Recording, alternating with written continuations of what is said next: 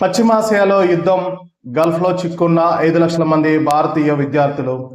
ఇరాన్పై America, Israel సంయుక్తంగా దాడులు చేయడంతో పశ్చిమాసియాలో యుద్ధ వాతావరణం నెలకొంది. దీంతో గల్ఫ్ దేశాల్లో చదువుకుంటున్న భారతీయ విద్యార్థులు భయాందోళన చెందుతున్నారు. వాళ్ళ చదువులకు ఆటంకం ఏర్పడటమే కాక భద్రతా పరంగా ముప్పును ఎదుర్కొంటున్నారు. 2025 నాటి గణాంకాల ప్రకారం 155 దేశాల్లోని యూనివర్సిటీలు, స్కూళ్లలో మొత్తం 18 లక్షల మంది భారతీయ విద్యార్థులు చదువుకుంటున్నారు.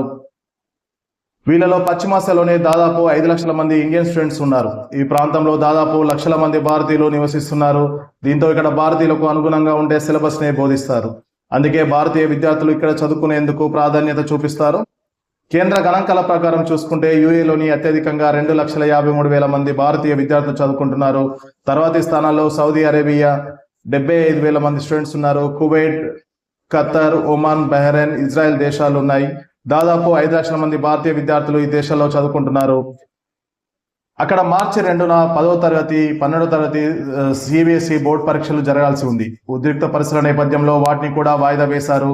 మరోవైపు ఉపాధి కోసం పశ్చిమాసియాకు వచ్చిన భారతీయుల సంఖ్య దాదాపు 80 లక్షలుగా ఉంటుందని భారతీయ అధికారులు అంచనా వేస్తున్నారు.